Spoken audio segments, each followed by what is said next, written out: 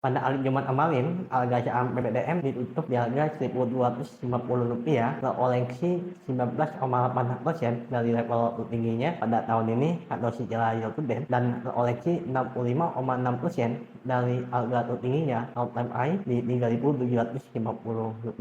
Dengan harga yang terkoreksi cukup dalam, sama itu menandakan bahwa saham BBTM sedang dihargai under value karena memang sudah under value-nya. Sebenarnya bagaimana fundamental dan kinerja dari Bank BDN?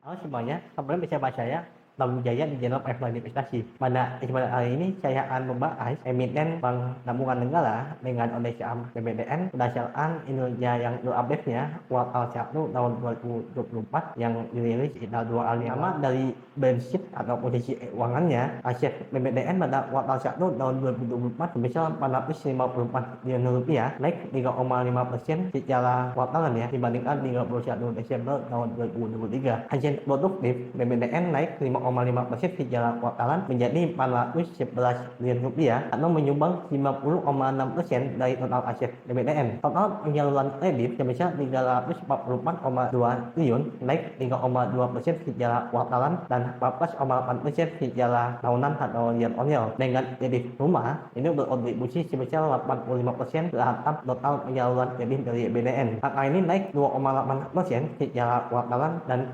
70,7% secara tahunan. 77,2% dari total penyaluran kredit BBTN itu dalam bentuk APL dengan 48,5% dari total penyaluran kreditnya itu adalah APL subsidi, sedangkan 24,7% itu dari APL non subsidi. Dana pihak ketiga itu naik 2,2% secara kuartalan menjadi Rp357,7 triliun, menyumbang 78,8% dari asetnya. Jasa atau dana murah turun 5% ya secara kuartalan menjadi Rp178,6 triliun. Jasa yang menurun artinya bank berbeban lebih besar ya untuk mengeluarkan biaya bunga. Dilihat di sini deposito meningkat 10,6% secara kuartalan dan untuk rasio jasanya sendiri itu sebesar 49,9%. AA ini masih dalam rentang yang ideal ya. Tetapi kalau kita bandingkan ya dengan dua video sebelumnya di Bank BCA dan Bank BLI itu jasanya di atas 60% ya, bahkan BBJA udah udah di atas 70%. Kenaikan suku bunga bank sentral ini berkorelasi ya dengan permintaan deposito. Karena ketika suku bunga itu tinggi atau mengalami kenaikan, bank menawarkan bunga deposito yang tinggi yang mengakibatkan permintaan deposito itu akan meningkat sehingga bank dapat memberikan atau menyalurkan kredit lebih banyak lagi. Dan kalau kalian dari dua video sebelumnya ya mengenai BBLI dan BBJA untuk kuartal 1 2024, permintaan depositonya juga mengalami kenaikan ya. Dan balik lagi balance sheet, liabilitas dan ekuitas itu bertambah ya secara kuartalan. Sekarang kita masuk laporan barunya, pendapatan bunga bersih turun 7,3% secara kuartalan, tetapi secara tahunan itu masih naik ya 3,5%. Sebenarnya pendapatan bunga itu masih naik ya secara kuartalan, tapi peningkatan beban bunganya itu jauh lebih besar. PPOP menurun sebesar 22,3% secara kuartalan. Jadi bank itu telah menetapkan semacam cadangan kerugian ya, mengantisipasi apabila debitur itu mengalami gagal bayar. Dan untuk PPOP ini mengekskluskan dari cadangan kerugian nilai lebih. Untuk laba usahanya itu menjadi sebesar 1,1 triliun kalau turun sebesar 23,2%. Sedangkan pengelola bersih dari Bank BDN itu turun 27,6% menjadi Rp860 miliar. Dan ini masuk ke rasio kinerjanya. KMM itu mengalami penurunan ya di masa hitung EBITDA ratio menjadi 19%. Di dua video sebelumnya ya untuk KMM BBLI dan BBJA juga mengalami penurunan. Dan yang menarik adalah dari rasio aset bermasalah BBDN itu mengalami perbaikan atau mengalami penurunan ya angkanya, yang artinya ini bagus ya. Hal ini berbeda dengan dua video yang sebelumnya. Pada kuartal 1 tahun 2024 Bank BRI dan Bank BJA itu aset bermasalah itu mengalami kenaikan rasionya. Di ABN aset keuangan terhadap aset produktif mengalami penurunan, sedangkan NPL gross dan NPL net juga mengalami penurunan ya, yang artinya ini bagus. Dan jadi bandingkan kembali dengan BBJA dan BBLI, NPL-nya itu mengalami kenaikan, jadi kontras ya. Dan alat liquidity untuk NPL BBDN ini yang naik signifikan datang dari non housing loan Dan secara khususnya dari overseas loan ya, 10% ini sudah di luar rentang wajar ya, udah rasio NPL. Mungkin ada yang tahu ini siapa yang melakukan pinjaman sehingga menyebabkan NPL dari BBDN itu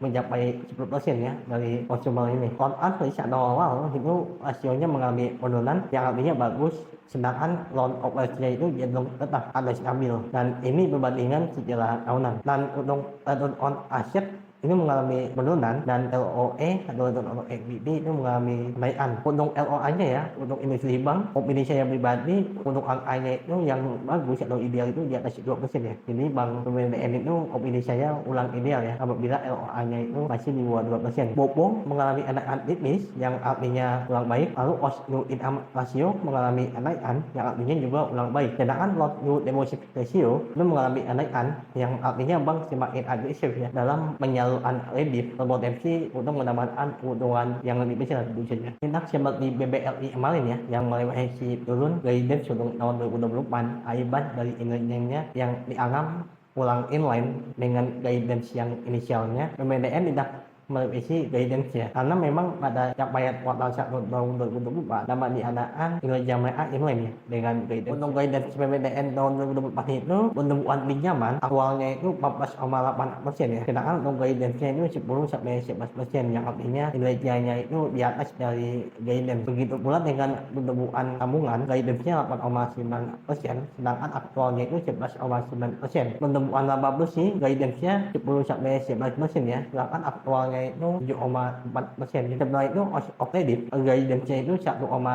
hingga 1,2%, sedangkan aktualnya itu 0,8%. Sedangkan untuk NPL growth target atau guidance-nya itu kurang dari 3%, sedangkan aktualnya itu 3%. Dan bila menggunakan proyeksi yang konservatif untuk kinerja BBDN pada tahun 2024 kita nanti, saya memproyeksikan pertumbuhan earning per share BBDN sebesar 7% dibandingkan dengan tahun 2023, dan angka 7% ini sedikit di bawah dari pertumbuhan aktualnya untuk kuartal 1 tahun 2024 yang tadi 7,8%, dan di bawah dari guidance dari BBDN ya yang 10-11%. Maka proyeksi earning per share BBDN untuk tahun 2024 tahun penuh menjadi 266. Yang menggunakan rata BI ratio BBDN dalam 3 tahun terakhir yang sebesar 6,81 kali, maka dapatkan harga wajar untuk saham BBDN menjadi Rp1.811.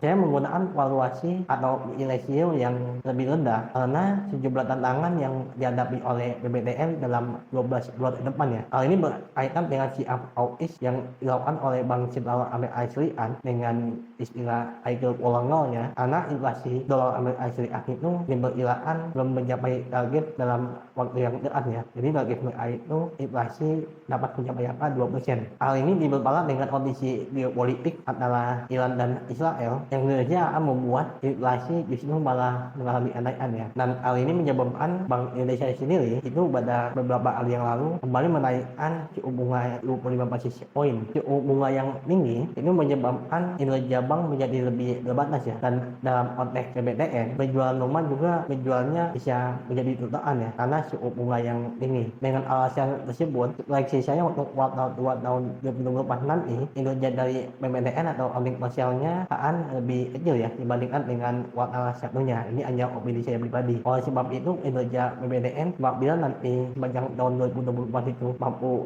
inline saja ya dengan guidance ya, dapat diandalkan bahwa itu merupakan proyeksi yang optimis. Dan balik lagi harga wajar BBDN tadi dibandingkan dengan konsensus analis di laman TradingView, rata-rata proyeksi earning per share-nya itu pada tahun 2024 tahun penuh sebesar Rp296,58. Ya ini hampir sama ya dengan proyeksi saya tadi ya, dengan rata-rata target inflasi itu Rp1.770 yang juga di bawah proyeksi saya tadi. Sedangkan di laman Stockbit rata-rata proyeksi earning per share-nya itu untuk tahun 2024 tahun penuh Rp277,47. Angka ini lebih tinggi ya dibandingkan proyeksi saya tadi. Tapi rata-rata target price-nya itu Rp1.779. Jadi dapat disimpulkan ya dari 3 versi harga wajar tadi masih ada potensial upside itu di atas 38% ya, atau sekitar 40% dari harga saham BBDN pada saat video ini dibuat di 240. Dan secara fundamentalnya sendiri di presentasi manajemen BBDN kemarin itu mengenai indeks harga rumah mengalami tren yang positif dengan market share BBDN itu untuk